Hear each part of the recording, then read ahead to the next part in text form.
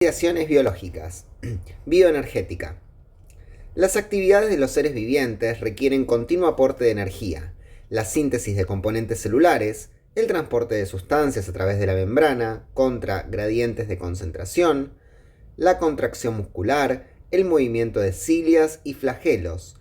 Solo pueden llevarse a cabo si se suministra la energía necesaria. En última instancia, la energía para los procesos biológicos procede del Sol.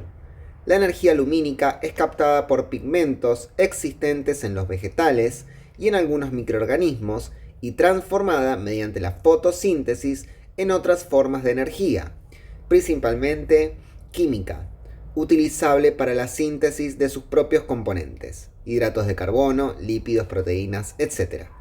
A partir de sustancias muy simples del medio, como dióxido de carbono, agua, nitrógeno, amoníaco y trióxido de nitrógeno, estos organismos son llamados fotofósforos. El resto de los seres vivos necesita incorporar moléculas complejas ya elaboradas. Estos organismos, denominados quimiótrofos, pues utilizan la energía química contenida en esas moléculas. Por ejemplo, la glucosa es sintetizada por organismos fotótrofos a partir de dióxido de carbono y agua. La reacción global de la fotosíntesis puede expresarse mediante la siguiente ecuación.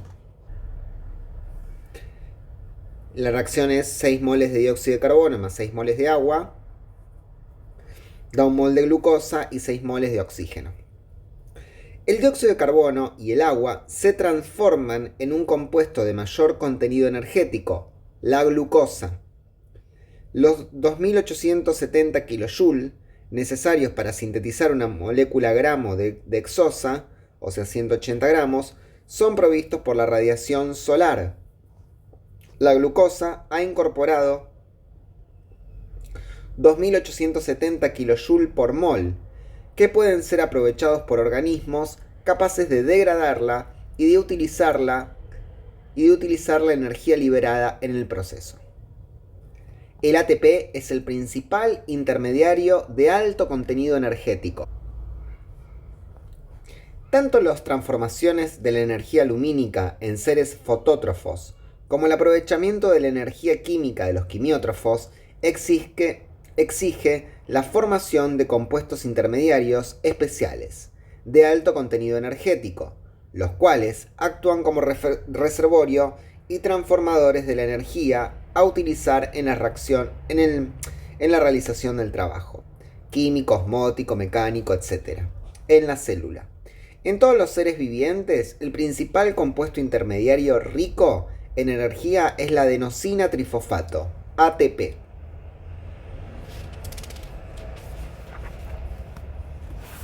Los organismos aerobios que requieren oxígeno para subsistir alcanzan la mayor eficacia en el aprovechamiento de la energía contenida en las moléculas aportadas por los alimentos. La oxidación de esas moléculas constituye el principal mecanismo para liberar esas energías. En el caso de la glucosa, su oxidación completa en el organismo da los mismos productos finales que su combustión en el laboratorio. Es decir, la fórmula es glucosa más oxígeno da dióxido de carbono y agua. Cuando la combustión se efectúa en una sola etapa, hay liberación brusca de energía en forma de calor. Obviamente, la oxidación de la glucosa no puede realizarse de este modo en las células, pues la elevación térmica resultante sería incompatible con la subsistencia y, por otra parte, aun cuando resistieran el aumento de la temperatura, esa forma de energía no puede ser utilizada por las células para efectuar trabajo alguno. Sin embargo, la oxidación de la glucosa y de otras sustancias proveedoras de energía se realiza en el organismo en una serie de etapas organizadas de manera tal que la energía se libera gradualmente en condiciones que permiten su captación y utilización con gran eficacia. Como en los seres aerobios la oxidación es la principal fuente de energía, es conveniente incluir aquí algunos conceptos básicos sobre el tema. Oxidación-reducción.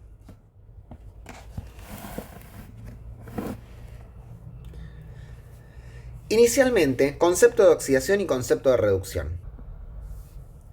Inicialmente se entendía por oxidación exclusivamente la combinación de un elemento o compuesto con el oxígeno.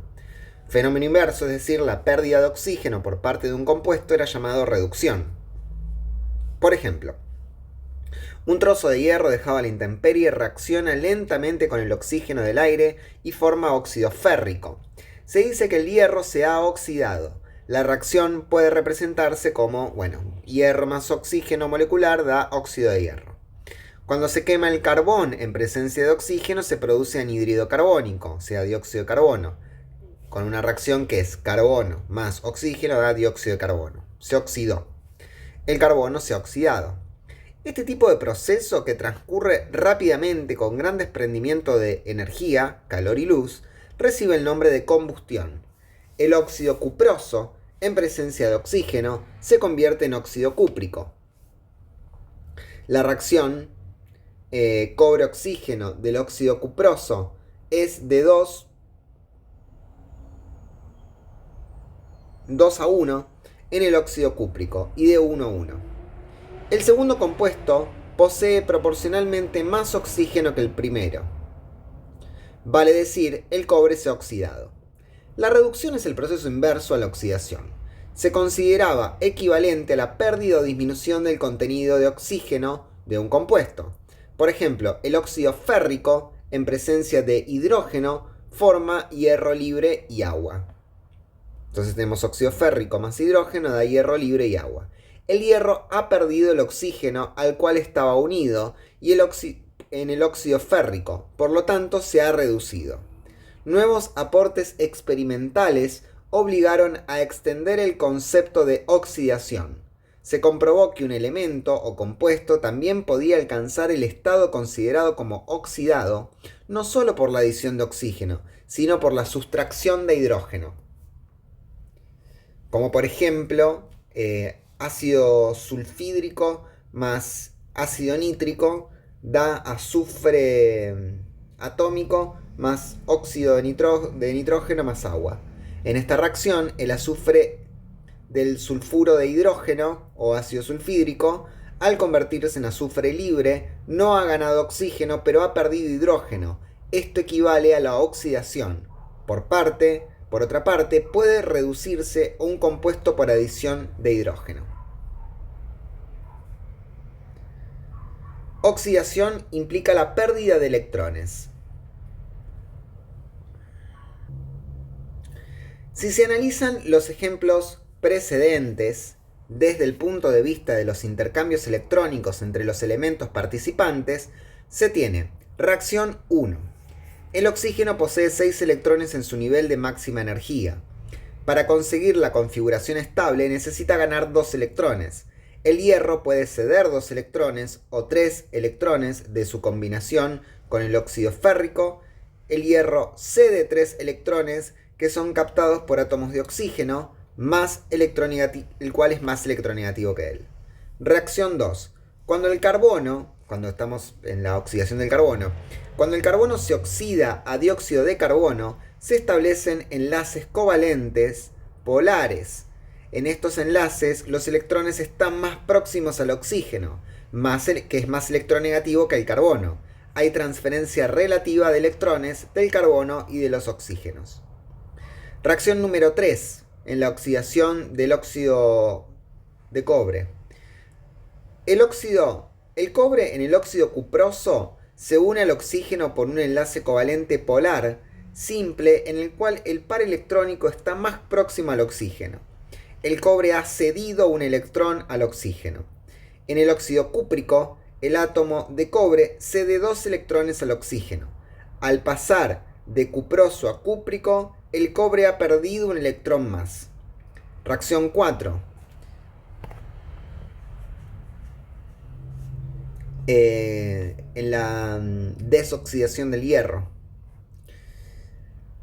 del óxido férrico. En la reacción 4, el hierro del óxido férrico cede 3 electrones a los oxígenos a los cuales se une. Al reducirse y transformarse en hierro libre, recupera esos 3 electrones.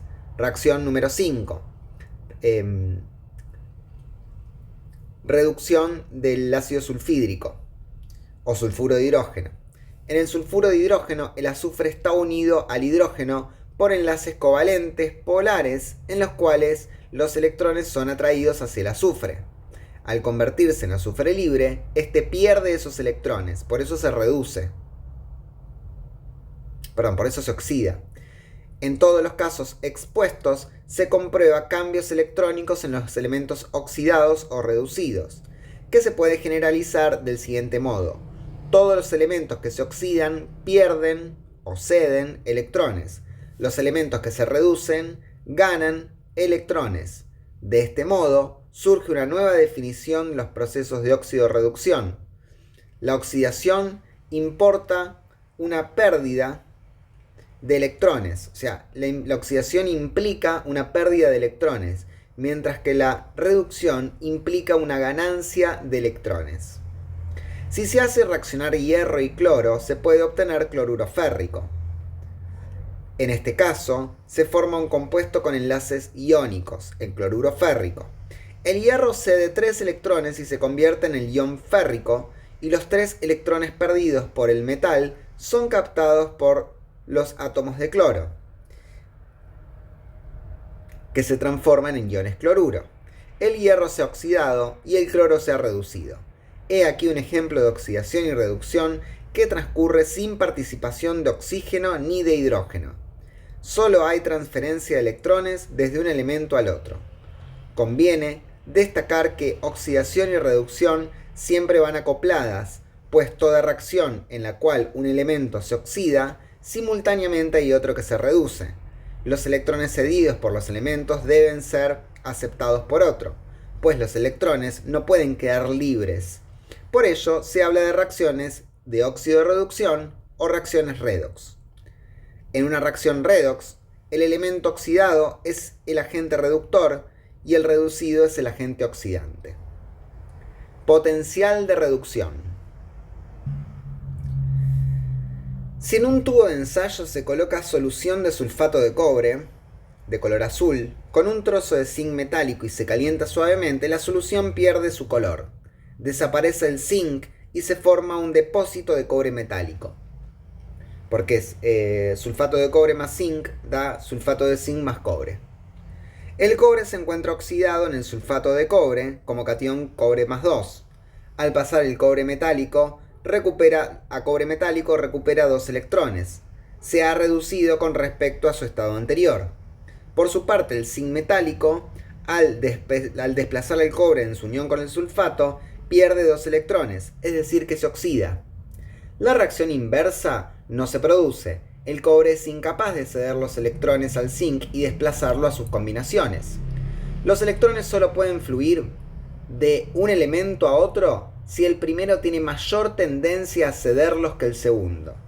La capacidad de una sustancia o elemento para oxidar a otra, por lo tanto para reducirse ella misma, depende de su avidez para aceptar electrones. En este caso, el cobre tiene mayor avidez de aceptar electrones que el zinc. La capacidad de una sustancia o elemento para oxidar a otra y por lo tanto para reducirse depende de su avidez para aceptar electrones, que se expresa cuantitativamente por el llamado potencial de reducción. En el ejemplo anterior, el cobre demuestra poseer mayor potencial de reducción que el zinc, ya que los electrones pueden pasar del zinc al cobre, pero no del cobre al zinc. Potencial de reducción, que se expresa con la letra E mayúscula, de un elemento, ion o compuesto, es su tendencia a ganar electrones frente a otro elemento, ion o compuesto. Semirreacción. Una reacción redox puede ser considerada como la suma de dos medias reacciones o semirreacciones, en una de las cuales se representa solo la oxidación y en otra se representa solo la reducción. Por ejemplo, en la reacción sodio más cloro molecular, que da cloruro de sodio, el sodio se oxida porque pierde un electrón, mientras que el cloro se reduce porque gana un electrón. Las semirreacciones correspondientes son sodio pasa a sodio más y cloro molecular pasa cloruro. Por convención, las reacciones de redox se escriben en el sentido de reducción. La forma oxidada y reducida, cloro más, sodio, cloro y cloro menos, en cada una de estas reacciones constituye un par o cupla redox. Determinación del potencial de reducción. Para conocer cuál de dos oxidantes es más fuerte y en qué dirección marchará la reacción cuando ambos se pongan en contacto, se recurre a la medición del potencial de reducción basada en el principio de las pilas electroquímicas. Las pilas electroquímicas son lo siguiente: si se coloca un trozo de zinc dentro de una solución de sulfato de cobre, se produce la reacción de óxido de reducción simplificada en que el cobre más 2 pasa a cobre 0 y el zinc 0 pasa a zinc más 2. O sea que el cobre se redujo y el zinc se oxidó. La misma reacción se produce aun cuando los reactivos estén separados en una pila electroquímica, como la representada en la figura 9.2. Bueno, acá podemos ver la pila electroquímica. En la cubeta de la izquierda, llena de solución de sulfato de zinc, se introduce una barra de zinc pura y en la otra cubeta una barra de cobre se sumerge en solución de sulfato de cobre. Ambos recipientes están comunicados por un tubo lleno de solución de cloruro de potasio, que es un puente salino. Si se conectan las dos barras metálicas, electrodos, mediante un cable conductor provisto de un voltímetro, se constata una diferencia de potencial entre ambas, o sea que fluyen electrones desde la cubeta de la barra de zinc hacia la del electrodo de cobre. El conjunto funciona como una pila y cada recipiente con su electrodo constituye una hemipila. El flujo de electrones en el conducto externo indica que la hemipila del electrodo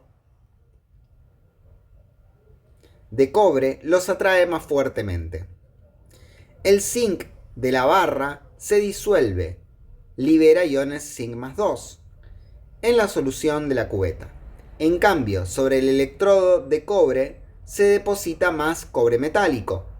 La solución de iones zinc en el recipiente de la izquierda se hace más concentrada, mientras que los iones cúpricos en la otra cubeta se torna más diluida. El sistema permite determinar en unidades de fuerza electromotriz la diferencia entre la tendencia a ganar electrones, o sea el potencial de reducción, de dos cuplas redox. Cuando la concentración de iones en las cubetas es de 1 mol por litro, o sea la solución es 1 molar, y la temperatura es de 25 grados centígrados, o sea condiciones estándar, la diferencia de potencial de la pila de zinc-cobre es de 1.1 vol. Las mediciones de potencial de un par de redox se realizan por comparación con un sistema de referencia al cual se le asigna valor de cero, en un dispositivo similar al de la pila electroquímica. Se reemplaza una de las hemipilas por el denominado electrodo normal de hidrógeno, constituido por un trozo de platino saturado en una superficie con gas hidrógeno a la presión de una atmósfera, sumergido en una solución con iones hidrógeno a una concentración de 1 mol por litro. El par o cupla redox en este caso es hidrógeno, o sea hidrógeno más a hidrógeno molecular, cuyo potencial se considera arbitrariamente 0. El potencial se mide conectando el sistema de estudio con la hemipila de hidrógeno. Si se mantienen las condiciones de 1 molar y de temperatura de 25 grados centígrados, se habla de potencial de reducción estándar. Si la hemipila zinc más barra zinc se conecta al electrodo normal de hidrógeno, se comprueba una diferencia de potencial de 0,76 vol. Los electrones fluyen desde el electrodo de zinc al del hidrógeno. La medición de la diferencia de voltaje entre la hemipila cobre más 2 cobre y la del hidrógeno da un valor de 0.34 vol, pero en este caso los electrones fluyen desde el electrodo de hidrógeno al de cobre. Por convención, se asigna el signo positivo para el par redox con mayor tendencia a sufrir reducción que el de hidrógeno y signo negativo a la tendencia al par que es menor al par hidrógeno más hidrógeno. Como los potenciales de reducción se determinan en la relación con el mismo sistema de referencia, si se conocen los potenciales de dos pares redox, es posible predecir en qué condiciones estándar el sistema con potencial más elevado tendrá a ganar electrones y cuál tenderá a sufrir reducción, mientras que el otro se oxidará. Los electrones van siempre desde el par redox de menor a aquel que tiene mayor potencial de reducción. El zinc de la hemipila zinc más 2 zinc es capaz de reducir el ion hidrógeno más. Esto indica que el potencial de reducción del par hidrógeno más hidrógeno molecular es mayor que el par zinc más 2 zinc, razón por la cual el potencial de este último se escribe con el signo negativo. O sea, el potencial de reducción del zinc más 2 a zinc 0 tiene un potencial de menos 0.76 voltios. Para la hemipila cobre más 2, cobre, el potencial es mayor que el par hidrógeno más hidrógeno molecular. Por lo tanto, se le asigna un signo positivo. Cobre más 2, que pasa a cobre 0, tiene un potencial de más 0.34 volt. Las diferencias de potencial de reducción entre dos pares redox crean diferencias de potencial electromotriz, a favor del cual se produce un flujo de electrones. Este flujo determina liberación de energía utilizable. El delta G será tanto más negativo cuanto más grande sea la diferencia de los potenciales de reducción de las sustancias que reaccionan. El cambio de energía libre estándar delta G0 puede ser calculado, pues delta E0 y delta G0 están relacionados según la ecuación de Gibbs, que delta G0 es menos N por F por delta E0. O sea, esta reacción. La reacción que vemos aquí. Delta G0 es igual a menos N, que es número de moles, por la constante de Faraday por el delta E. Donde N es el número de electrones transferidos, F es una constante equivalente al calórico de Faraday, la constante de Faraday, y delta E se expresa en vol. En la tabla 9.1 se dan los valores del potencial de reducción estándar a 25 grados centígrados y concentración de 1 mol para las cuplas redox de interés biológico. Los valores son ajustados a pH 7.